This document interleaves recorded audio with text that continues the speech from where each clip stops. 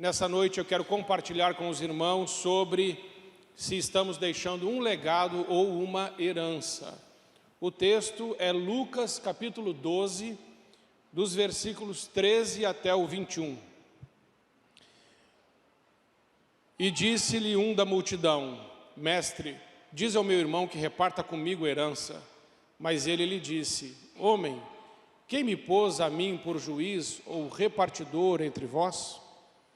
E disse-lhes: Acautelai-vos e guardai-vos da avareza, porque a vida de qualquer pessoa não consiste na abundância do que possui. E propôs-lhe uma parábola, dizendo: A herdade de um homem rico tinha produzido com abundância. E arrazoava ele entre si, dizendo: Que farei? Não tenho onde recolher os meus frutos. E disse: Farei isto: derrubarei os meus celeiros e edificarei outros maiores, e ali recolherei todas as minhas novidades e os meus bens. E direi à minha alma: Alma, tens em depósito muitos bens para muitos anos. Descansa, come, bebe e folga. Mas Deus lhe disse: Louco, esta noite te pedirão a tua alma, e o que tens preparado, para quem será? Assim é aquele que ajunta tesouros e não é rico para com Deus. Jesus aqui está nos ensinando algo muito importante, nesta parábola onde ele fala que um homem rico guardou muitos bens. E essa parábola está num contexto, porque Jesus estava pregando e com certeza havia muita gente ali ouvindo. Sempre quando Jesus estava pregando, tinha uma multidão de pessoas. 5.000, 10.000, 20.000 pessoas, era muita gente.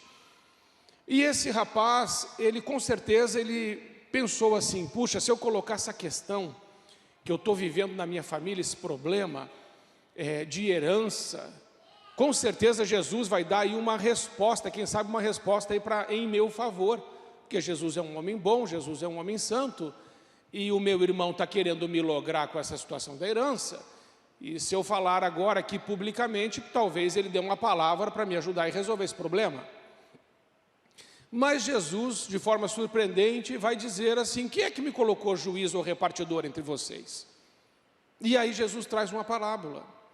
E dentro dessa parábola, Jesus fala que um homem, ele era rico, então ele plantou muito, ele colheu muito, e daquilo que ele colheu foi tanto, que ele decidiu fazer celeiros maiores, para guardar tudo aquilo lá que ele tinha colhido. Muito bem, uma vez que a gente entenda isso, Jesus vai fazer uma advertência: olha, cuidado, a sua cabeça está só de armazenar, de guardar, de guardar, de guardar, mas a vida não consiste nisso. E aí, irmãos, eu comecei a fazer uma pesquisa sobre a semente e o grão. Eu não sou agricultor, mas quem é agricultor aqui vai talvez concordar com isso.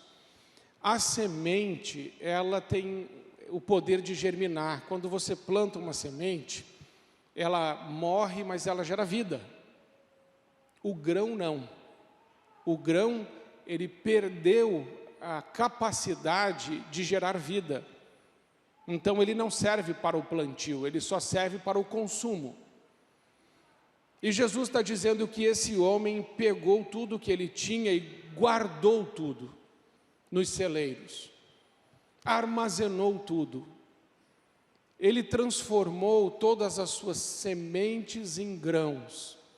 Ou seja, ele não está pensando num replantio ou no futuro. Ele está sendo extremamente egoísta. Ele chegou a falar para a alma dele: come, bebe, folga minha alma, porque agora eu tenho para muitos anos, eu estou bem, eu estou garantido. É como nos dias de hoje alguém ter uma boa aplicação, uma boa aposentadoria, porque trabalhou a vida toda, e a gente usa muito isso. Eu trabalhei a vida toda, eu consegui algumas coisas, e eu não estou dizendo que isso é errado, mas você já vai entender. E aí agora eu estou tranquilo, porque eu tenho uma renda suficiente para me manter, e estou em paz. E Jesus vai falar assim: não, você está achando que você está numa boa? Hoje, sua alma vai ser pedida. E você preparou, você construiu a sua vida dentro do seu planejamento, para você ter essa tranquilidade. Mas o problema é o seguinte: agora que você ia começar a usufruir disso que você entendeu que ia ser top, o problema é que hoje você vai morrer. Então, o que adiantou você fazer todas essas coisas? E aí, irmãos, eu comecei a fazer uma reflexão em cima disso, e comecei a entender que nós estamos muito afinados, preparados para deixarmos herança, mas parece que não estamos tão afinados e preparados e bons para deixar um legado. Porque o que é uma herança? Herança é aquilo que eu deixo para o outro, independente se o outro merecer ou não, eu não sei, porque eu posso trabalhar minha vida inteira, adquirir muitos bens, eu vou usufruir dos meus bens, vai chegar uma hora que eu vou morrer, e a tropa toda vai começar a brigar pela minha herança. E às vezes herança ainda gera briga e confusão, porque eu já atendi uma pessoa que, infelizmente, é uma história verdadeira. O avô do rapaz faleceu, o avô do rapaz estava no asilo e faleceu. A única coisa que esse homem tinha era uma televisão. No dia do velório, ao invés das pessoas estarem no velório do homem, estavam brigando por aquela televisão, pelo que ele tinha, só uma TV, mas estavam brigando. Quando nós deixamos herança, a gente deixa até às vezes um motivo de confusão e briga. E quando trabalhamos muito por herança, nós nos esforçamos demais para ter coisas, pensando que isso vai nos dar um futuro. Jesus diz que não, e nós precisamos entender que herança é o que deixamos para o outro, mas legado é o que deixamos no outro. Existe uma diferença muito grande entre herança e legado. Herança é o que eu deixo para o outro, legado é aquela marca que eu deixo no outro. Deixa eu te dar um exemplo. Você conviveu com seus pais. Com certeza você pediu muitos presentes quando era pequeno para os seus pais. Pai, me dê isso, pai, me dê aquilo, pai, me dê aquilo, mãe, me dê isso, mãe, me dê aquilo, gostei disso, gostei daquilo. E quem tem filho sabe que filho pede. Mas hoje, você que é mais velho, talvez você não lembre dos presentes que você pediu e não ganhou. Mas com certeza você vai lembrar agora daquelas vezes em que seu pai e sua mãe estiveram presentes nos momentos em que você precisou. Quando o seu pai e a sua mãe marcaram a sua vida, não com presente, não com coisas, mas quando o seu pai e a sua mãe, ou alguém que cuidava de você, marcou a sua vida com presença e sacrifício. E aí você fala assim: eu nunca vou esquecer daquelas coisas que o meu pai e a minha mãe fizeram por mim. A forma como eles sacrificaram por mim, se doaram e renunciaram por mim. Disso eu não esqueço. Agora, das coisas que eu pedi para eles e eles não me deram, eu nem lembro. Não é assim? O legado tem a ver com as marcas que a gente deixa na vida de quem a gente ama. E tem a ver com princípios e valores que passamos para a próxima geração.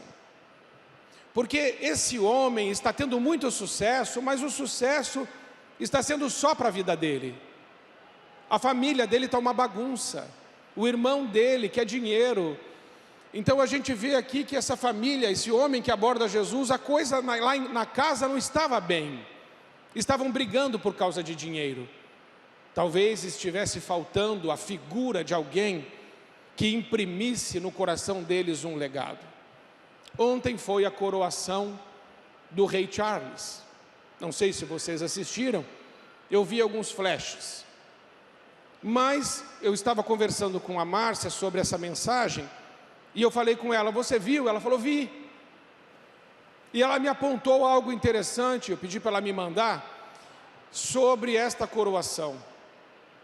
E nessa coroação, irmãos, ali do rei Charles, tem uma coisa muito interessante. Em vez de o evento ser estritamente cristão, o rei Charles, que é o chefe da igreja da Inglaterra, fez uma coroação de estreias, onde ele se declarou defensor de fés. Para sua coroação, o rei convidou líderes religiosos das principais religiões da Inglaterra, incluindo líderes budistas, hindus, judeus, muçulmanos e outros ainda hindus, para participar ativamente da cerimônia.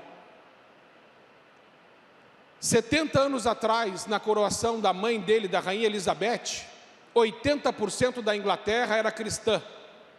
80%. Há 70 anos atrás. Hoje, 37% da Inglaterra é de ateus. Não acreditam em nada. E menos da metade é cristã. As igrejas da Inglaterra se transformaram em bares, em pubs, em lugares de festas. A rainha Elizabeth, na sua coroação, ela pediu que fosse colocado o Salmo 122, que diz: alegrei-me quando me disseram, vamos à casa do Senhor. E entre os vários juramentos que ela fez, ela jurou manter as leis de Deus e a verdadeira profissão do Evangelho, manter o Reino Unido e a religião protestante reformada, preservar inviolavelmente o estabelecimento da Igreja da Inglaterra, a doutrina, a adoração, a disciplina e o governo dos mesmos. Esta mulher, ela foi uma mulher de Deus, sim. Mas infelizmente, irmãos, a única coisa que ela conseguiu passar para o rei Charles foi a coroa. O coração ela não conseguiu. Se nós passarmos para a próxima geração só uma coroa, só o que brilha, só o que podemos dar, falhamos miseravelmente na nossa missão. Não deixamos um legado, deixamos uma herança. Infelizmente, não sei se por opção dele ou dela, ou o que aconteceu nessa caminhada dessa família, mas esse homem traz para a Inglaterra sincretismo religioso. Esta mãe dele nunca concordaria com isso.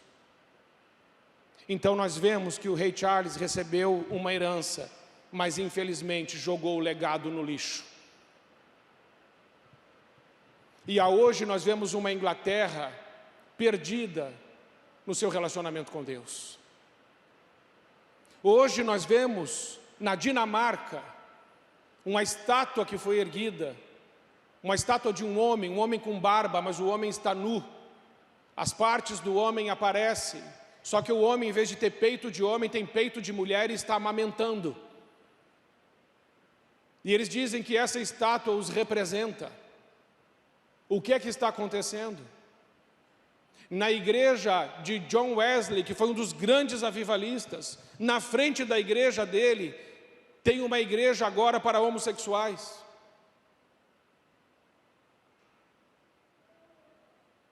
Alguma coisa está acontecendo, irmãos, e o livro de Juízes nos ajuda a entender isso. Juízes, capítulo 2, versículos de 6 a 10, diz assim: e havendo Josué despedido o povo, foram-se os filhos de Israel, cada um a sua herança, para possuírem a terra. E serviu o povo ao Senhor todos os dias de Josué, e todos os dias dos anciãos que ainda sobreviveram depois de Josué. E viram toda aquela grande obra do Senhor que fizera a Israel.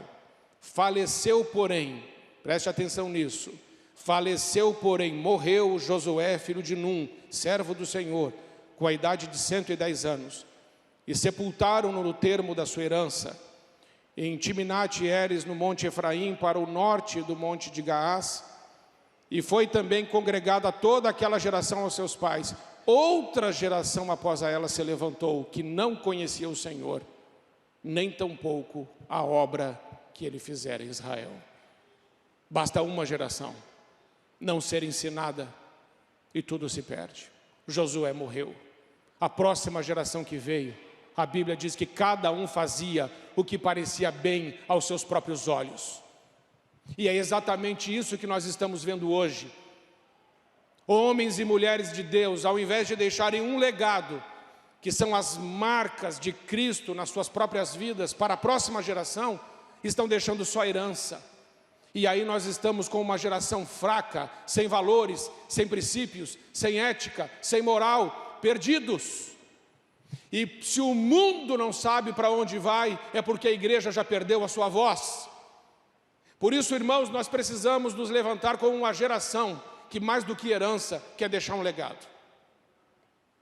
Que mais do que herança quer imprimir, e não só nos nossos filhos, mas quem tem empresa, nos funcionários, quem trabalha com cliente, com os clientes, nos amigos, com os parentes, marcas de Jesus, caráter, honestidade, integridade, princípios e valores eternos que não mudam, precisam estar em nós para ser transferidos para a próxima geração. Se não fizermos isso, a única coisa que vamos deixar é o que temos, e o que temos será consumido pelo fogo, pelo tempo, vai apodrecer, vai se perder. O que vale é quem somos, não o que temos. E aí eu quero trazer para vocês alguns homens que falharam ao passar uma herança, ao passar um legado, passaram só uma herança. O primeiro homem é Eli. 1 Samuel, capítulo 2, versículos 28 e 29. Deus vai falar assim: eu o escolhi dentre todas as tribos de Israel por sacerdote, para me oferecer para oferecer sobre o meu altar, para acender incenso e para trazer o éfode perante mim. E dei à casa do teu pai todas as ofertas queimadas dos filhos de Israel. Porque pisastes o meu sacrifício e a minha oferta de alimentos que ordenei na minha morada, e honras os teus filhos mais do que a mim, para vos engordares da principal de todas as ofertas do meu povo e de Israel. Por que você honra seus filhos mais do que a mim? Está perguntando o Senhor. 1 Samuel 2,12. Eram, porém, os filhos de Eli, filhos de Belial, e não conheciam ao Senhor. Eli era um sacerdote, irmãos. Eli era um homem de Deus, mas Deus estava dizendo aqui que os filhos dele eram como filhos de Satanás. 1 Samuel 2,22. Era, porém, Eli já muito velho, e ouvia tudo quanto seus filhos faziam a todo Israel, e de como se deitavam com as mulheres que em bando se ajuntavam à porta da tenda da congregação. Este homem, Eli, foi um homem chamado por Deus, um sacerdote. Deus fez uma promessa para ele: eu estarei com você nessa linhagem sacerdotal para sempre. Mas Eli colocou os filhos dele para, junto com ele, cuidar do povo de Israel. O problema é que os filhos de Eli não tinham caráter nenhum. Homens profanos, homens que cediam aos desejos e às paixões da carne, que se deitavam com as mulheres e que profanaram o que é santo ao Senhor. Por isso o Senhor disse a Eli: Eli, eu estou rejeitando você, estou rejeitando a sua família. Vocês não servem mais para mim e nem para o sacerdócio. E Deus o lançou fora da sua presença. Mas pastor, eu sou crente. Os meus filhos, por eu ser crente, eles não vão para o céu? Não, não vão. Os nossos filhos só irão para o céu se eles confessarem Jesus como seu Salvador. E para que eles façam isso, eles precisam aprender conosco. A Bíblia diz: ensina o teu filho no caminho em que deve andar, e mesmo quando ele crescer, não se desviará dele. É o dever dos pais e é o dever da geração mais velha deixar um legado para a geração mais nova. Mas muitas vezes pode acontecer até de a geração mais nova abençoar a geração mais velha. Como foi o caso nessa manhã que eu falei do Solano, o seu filho, Vilci, que abençoou a sua vida e da Solange, sendo ele um homem de Deus, e depois ele trouxe vocês para a presença do Senhor. Mas ele só pôde fazer isso porque você também foi um homem de Deus na vida dele, ensinando ele os valores e os princípios. Porque com 13 anos ele já estava trabalhando, e estava buscando, e estava crescendo.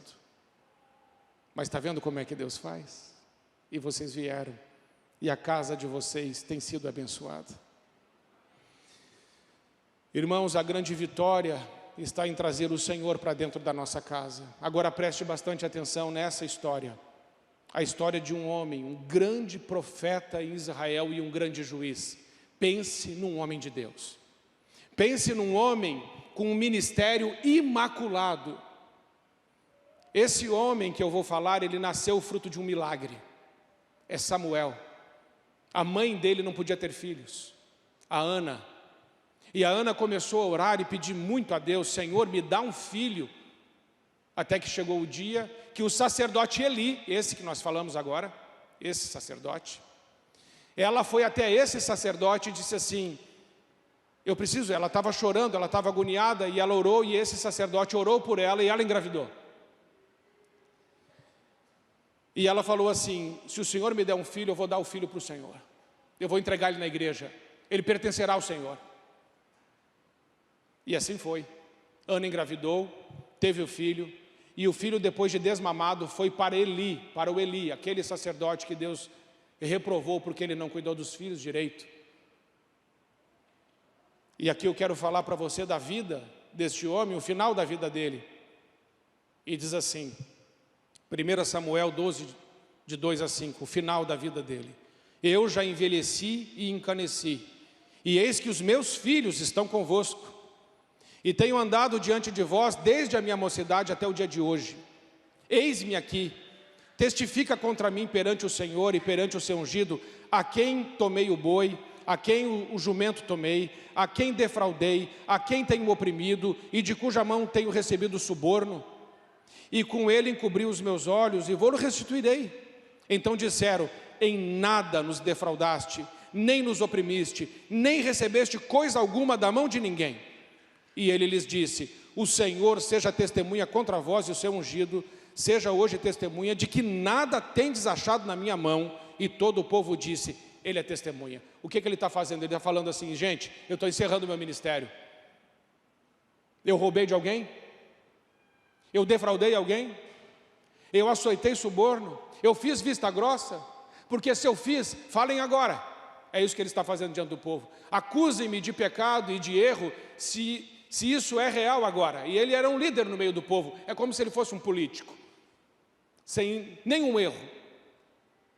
Porém, irmãos, 1 Samuel 8, de 1 a 5 diz: e sucedeu que Samuel, envelhecido, constituiu seus filhos por juízes. Aqui ele praticou um pecado, o nepotismo.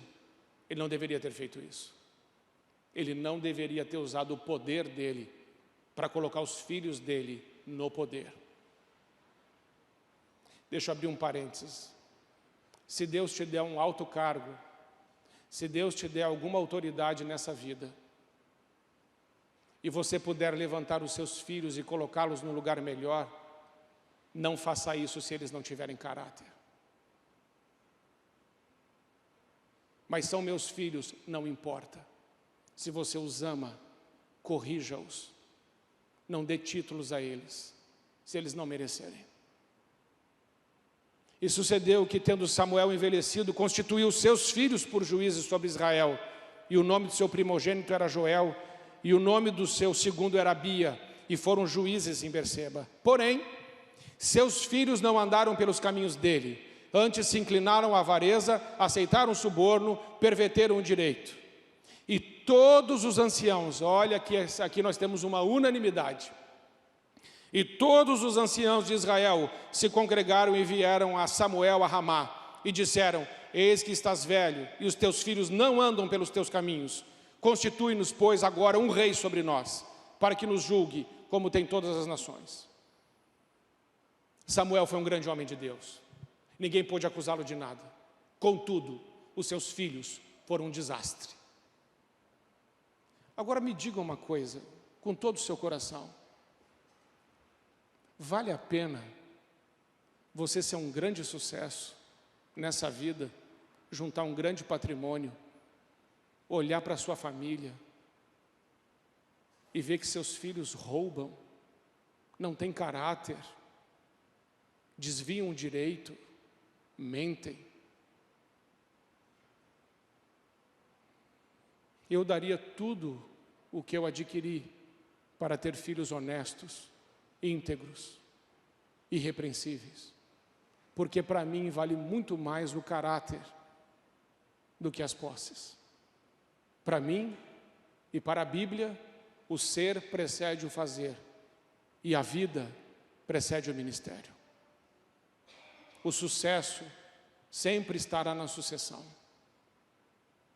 Samuel não foi um homem de sucesso nesse ponto, porque ele fracassou, e fracassou feio, na hora de construir um legado. Embora tenha sido um homem irrepreensível no que ele fez, ele copiou o mesmo erro de Eli. E sabe por quê? Porque quando ele saiu da casa da mãe dele, quando foi desmamado, ele foi morar na casa daquele homem que não soube corrigir seus filhos. E embora Samuel viu tudo que Deus fez na casa de Eli, Samuel errou igual Eli.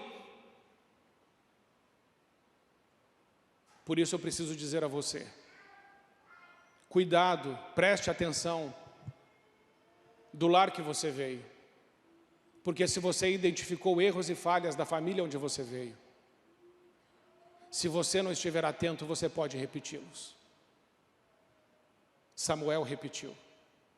Pense num homem cheio do Espírito Santo. Era o profeta Samuel. Contudo, ele perdeu os seus filhos. Eu prefiro abrir mão desse ministério agora mesmo e deixar essa igreja e deixar todo esse trabalho. Eu faço isso hoje, se for necessário, por causa dos meus filhos. Isso não tem razão nenhuma para mim, se os meus filhos não estiverem na presença do Senhor. Porque não há sentido, irmãos. Por último, um homem que fracassou de uma forma também muito forte foi Ezequias. Ezequias, rei de Judá, era um homem rico, próspero, famoso e que andava com Deus. Um dia, Deus mandou o profeta Isaías na casa do rei Ezequias e disse para Isaías: vá lá e diga para Ezequias, põe a tua casa em ordem que você vai morrer. E Isaías foi lá e mandou, e fez o que Deus mandou. E disse: Ezequias, coloque sua casa em ordem que Deus falou que você vai morrer da doença que você tem. Aí Ezequias colocou a cabeça na parede e começou a chorar igual um desesperado. E Senhor, olha para mim, Senhor, olha as coisas que eu fiz, Senhor, tem misericórdia de mim. E começou a orar. E Deus falou com o profeta Isaías: volta e fala para Ezequias que eu ouvi a oração dele, vou dar para ele mais 15 anos. E aí o profeta Isaías voltou e disse para Ezequias: o Senhor mandou te dizer que você vai ser curado dessa doença, e que você tem 15 anos. Você tem 15 anos. Ok. Muito bem. Nesses 15 anos, no terceiro ano, ele teve um filho. O nome do filho é Manassés. Ele passou 12 anos com esse filho. 12 anos. Ele sabia que ia morrer em 12 anos. Sabe o que esse Ezequias, esse rei, ensinou para o seu filho Manassés? Nada. Você acredita nisso? Manassés foi o pior rei de Israel, gente, o pior. Não teve na Bíblia rei pior do que o rei Manassés, o filho de Ezequias. O homem sabia que ia morrer. Ele sabia, gente, quem de nós sabe o dia que vai morrer? Ezequias sabia. E ele não cuidou do filho dele. Deixou só para o filho uma herança, mas não deixou nenhum legado. Você que é pai, você que é patrão, você que tem influência sobre pessoas, tem amigos, escute. Se você deixar só coisas, quando chegar ao final da sua vida, você vai olhar para trás e vai perceber que essas coisas prestam para muita coisa não. Mas se você decidir construir um legado e deixar uma marca de Deus na vida dessas pessoas, e a vida delas serem transformadas porque você orou, porque você se importou, porque você se doou, porque você se sacrificou, porque você se entregou, porque a palavra de Deus ensina, a semente quando cai na terra e morre, ela gera muito fruto. Quem deixa herança é gente que tem pensamento egoísta, só de quem não morreu ainda, de quem quer ficar vivo. Jesus disse, aquele que quiser me seguir, tome a cada dia a sua cruz, renuncie a si mesmo, tome a cada dia a sua cruz e siga-me. E está escrito, aquele que quiser ganhar a sua vida, a perderá, mas aquele que perder a sua vida por amor de mim, a ganhará. Se nós não decidirmos perder as nossas vidas para Deus, nós não vamos gerar legado nenhum. Porque somos como grãos, que quando são enterrados apodrecem, mas se formos sementes, a semente que morre gera vida. É como num casamento. No casamento eu não caso para ser feliz, eu caso para fazer o outro feliz. E para eu fazer o outro feliz, vai ter que ter renúncia. Eu preciso chorar para ver o meu cônjuge sorrir. Você entende o que é um casamento? Você entende o que é um legado? Para você deixar um legado, você vai ter que ficar acordado para o outro dormir. Ah, pastor, mas isso é horrível. Eu sei, mas é assim que constrói legado. Não é eu chegar na minha cama, colocar a cabeça no meu travesseiro e falar o mundo que se exploda porque eu vou dormir. Não, é eu chegar na minha casa, olhar minha família, dobrar os meus joelhos, começar a orar por cada um deles e começar a declarar que eles vão fazer a diferença nessa terra. É diferente. Porque quando eu entendo o que é um legado, eu fico acordado para o outro dormir, eu recuo para o outro avançar, eu choro para o outro sorrir, e se for necessário eu morro para que o outro possa viver. Entendeu? Está aqui o legado de Jesus. Vamos celebrar agora a ceia do Senhor. Ele morreu, e na sua morte nós vivemos. Sabe por que eu e você vamos para o céu? Porque alguém morreu. E o nome desse alguém é Jesus Cristo de Nazaré. Se ele não tivesse deixado um legado, nós estaríamos condenados ao inferno. Mas ele deixou um legado, e o legado dele é de vida. Na morte de Cristo nós temos vida. Que você viva uma vida como se estivesse morto.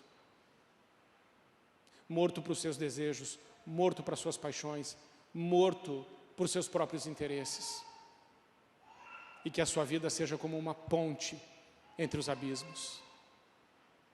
Que a sua vida seja um canal da graça de Deus. E que aqueles que estão perdidos possam enxergar em você uma luz. Que Deus te ajude a construir um legado. Porque eu estou certo, irmãos, de quando chegar lá o finalzinho da nossa história e a gente olhar para trás e ver marcas de Deus nas escolhas que fizemos, a gente vai dizer, valeu a pena viver essa vida, porque o Senhor foi glorificado. Agora, se chegarmos com um monte de casa de aluguel, apartamento, dinheiro no banco só e aplicações, e dizer assim, consegui comprar os meus remédios controlados, oh, que miséria, irmão.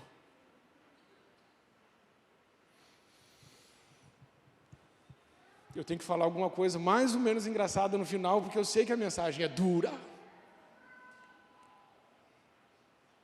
Quero terminar dizendo para você lembrar de alguém que fez alguma coisa por você, que você nunca mais esqueceu. Que a pessoa imprimiu em você algo do amor, da graça e do favor. Você lembra? Da renúncia de alguém em seu favor? das lágrimas de alguém em seu favor? Você lembra? Se você fizer isso por alguém, essas pessoas também não vão esquecer, assim como você não esquece. Nosso maior desafio nessa vida não é só a gente dar certo, porque só a gente dar certo é teologia da prosperidade, não está na Bíblia. Mas a gente fazer a próxima geração dar certo, isso é evangelho. Isso é evangelho. Amém, irmãos? Vamos ficar em pé. Eu quero fazer um convite a você hoje, uma oração sobre o legado que vamos deixar. E quando eu digo legado, não é só de pai para filho, é na empresa, é com o cliente, é com o funcionário. Gente, a gente precisa abrir mais os nossos horizontes. Você tem influência sobre pessoas. Deus te deu esse lugar. Como você está usando a autoridade que Deus te deu? Romanos capítulo 13, toda autoridade é instituída por Deus, toda. Então, se você ocupa um lugar de autoridade em algum lugar, Deus te deu. Como você está usando? Você precisa deixar um legado. Você precisa deixar uma marca. Porque foi a negligência desses homens e de muitos homens de Deus que levaram e nos levam a viver o que estamos vivendo hoje. Hoje, nós temos uma confusão muito grande no meio da sociedade sobre o que é certo e errado. E por que temos essa confusão? Porque as vozes de Deus foram caladas. As vozes de quem devia falar e se posicionar foram caladas. Eu preciso dizer a você, não tenha medo de dizer e fazer o que é certo, porque somente assim construímos um legado. Amém? Quantos pais nós temos aqui? Quem é pai? Ok. Eu tenho certeza que você que é pai, que está aqui, vai querer chegar no final da sua vida e olhar para os seus filhos e netos e dizer assim: eu consegui, formei uma boa família. Tenho certeza disso. Mas tenho certeza também de uma coisa: isso vai te custar. Isso não cai do céu, isso não vem de graça. Isso é renúncia, é vida com Deus, é oração. Por isso eu quero chamar os pais hoje, pai e mãe, para orar pelos seus filhos, abençoá-los e profetizá-los, que eles serão missionários, pastores, líderes, aonde Deus os colocar, e eles farão diferença e deixarão um legado.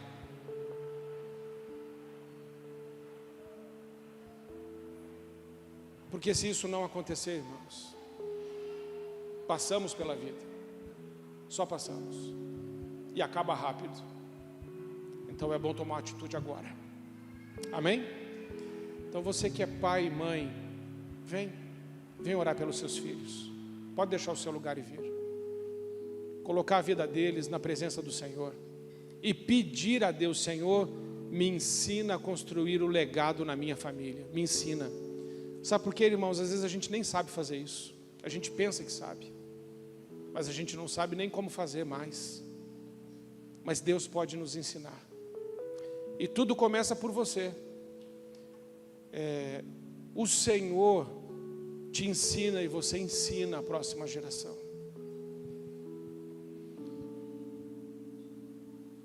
Deixa eu repartir algo com você agora. A gente estava vivendo uma situação difícil. Pode chegar bem para frente, a gente pode chegar bem para frente. Para todo mundo conseguir chegar, pode chegar bem para frente mesmo. Eu estava vivendo uma situação bem difícil ali em casa.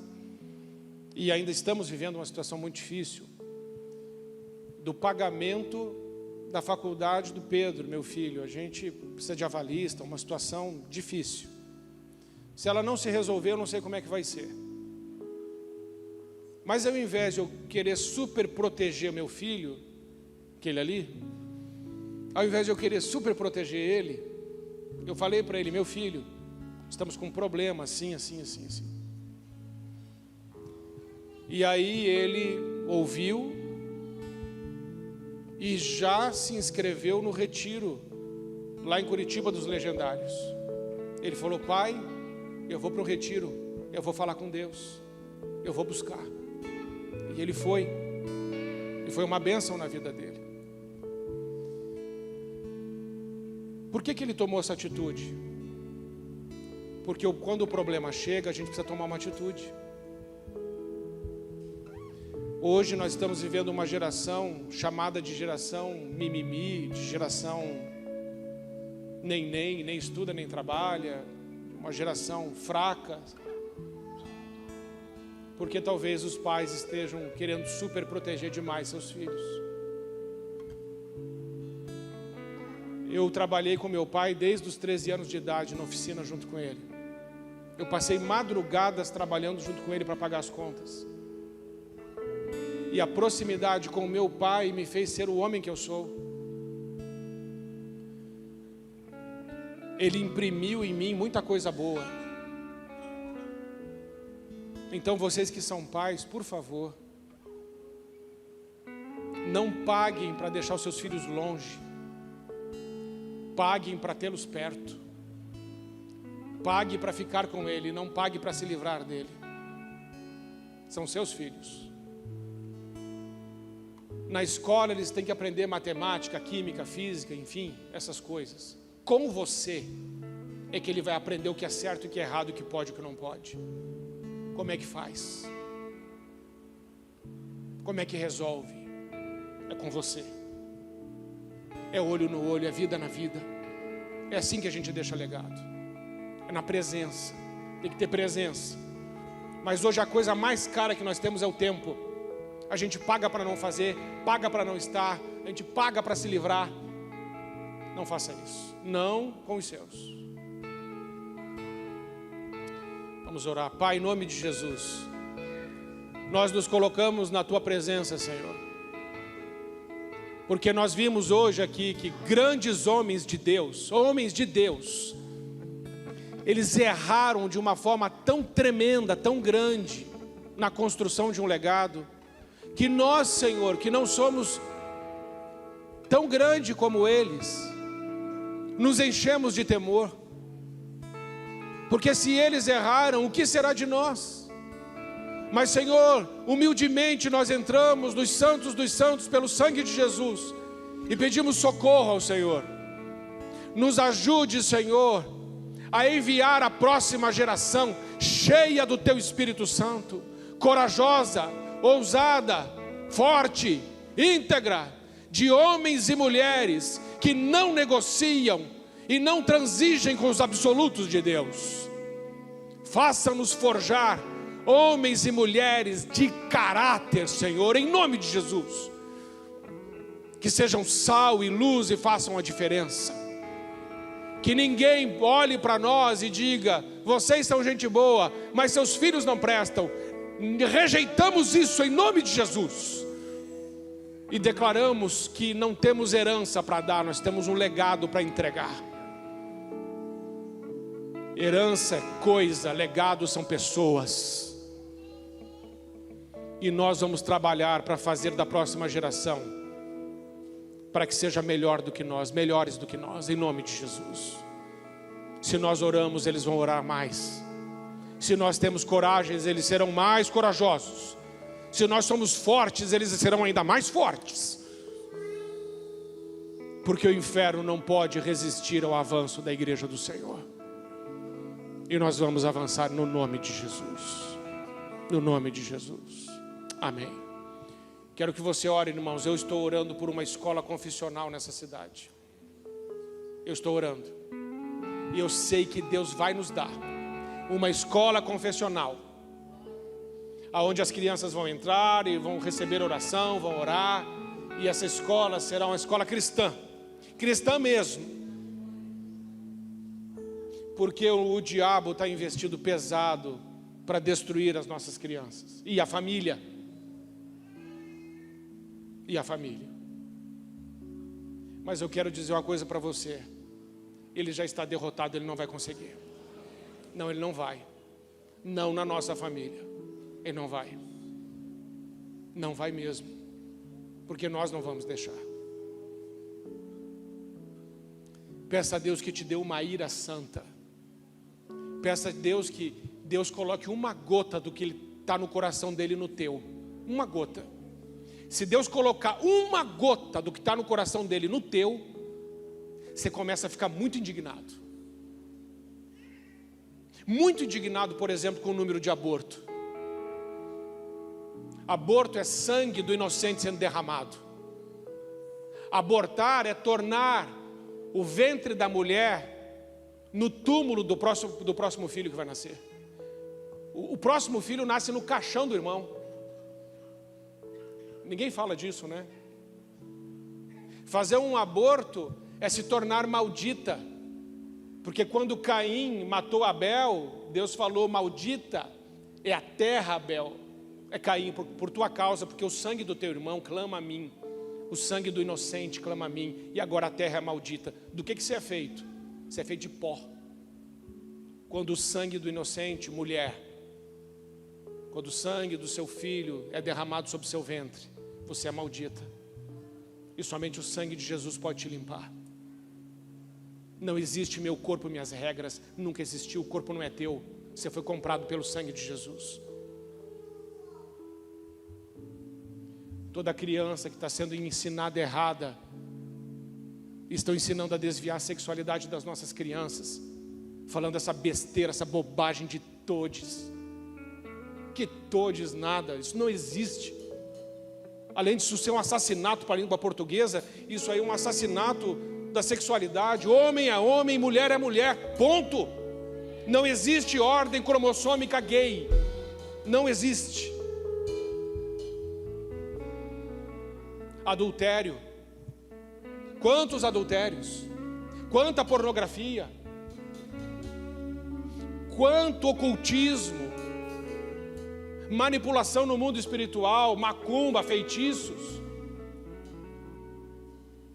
Quando Deus olha tudo isso, o coração dele arde, ele se indigna, se enche de ira. Mas ele levantou uma igreja para purificar essa terra. Somos nós, ele disse: vós sois a luz do mundo. Ser luz significa onde você chega, as trevas têm que recuar. Não há opção, a luz chegou, as trevas saem.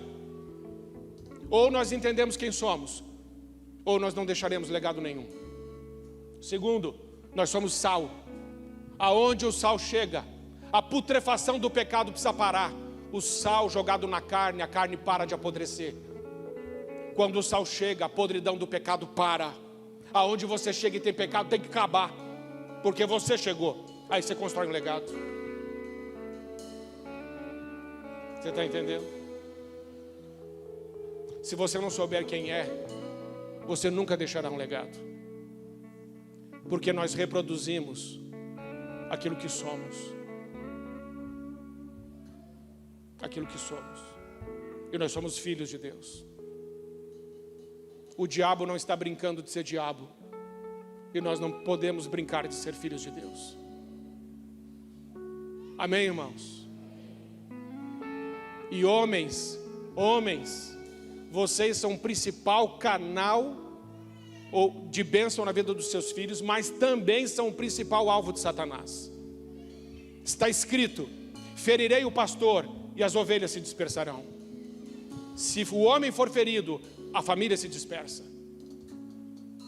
Fique firme, homem. Fique firme, porque você é homem de Deus. Fique firme, não recue, porque você é a coluna da sua casa. Fique firme, não tenha medo. Faça o que Deus te mandar fazer. Dê limites. Diga o que pode e o que não pode. Diga o que é e o que não é. Enfrente quem você tiver que enfrentar. Não tenha medo. O apóstolo Paulo não foi parar na prisão? Foi. Não foi. Não bateram nele, ele teve que fingir de morto para parar de apanhar? Foi. Não surraram ele, chicotearam ele? Também. Qualquer um que olhasse para ele ia falar assim: como que esse homem anda com Deus? Que se todo o barco que ele entra naufraga, e o homem não sai da cadeia, e o homem não para de apanhar? Gente, quem anda com Deus sofre essas coisas. Escute essa última coisa que eu vou te dizer. Se você não trombar com o diabo, talvez você esteja indo na mesma direção que ele. Você entendeu? Se você não trombar com o diabo, talvez você esteja indo na mesma direção que ele. Nós cristãos trombamos com o inferno. Só que tem um que vai à nossa frente, o nosso Senhor. Amém, irmãos? Senhor Jesus, muito obrigado por essa noite. Senhor, nós não vamos deixar de falar a verdade nessa igreja. Não temos medo de ninguém, de político, de lei nenhuma. Nós vivemos debaixo da tua lei. E toda vez que a lei dos homens falar que a tua lei não está certa, nós não nos calaremos. Não nos calaremos. Porque a igreja é a voz da verdade. E jamais deixaremos de falar a tua verdade. Nem um espírito de intimidação nos fará calar. Falaremos sempre, Senhor, o que precisa ser dito. Agora ajuda cada homem e cada mulher que está aqui a também dentro de suas casas, na escola e no trabalho, se posicionar como um cristão. Porque nenhuma minoria, ou ainda que seja a maioria, vai dizer como devemos viver. O Senhor já disse. E nós viveremos do seu jeito, Senhor, porque nós somos os teus filhos. Em nome de Jesus. Amém. Amém, irmãos?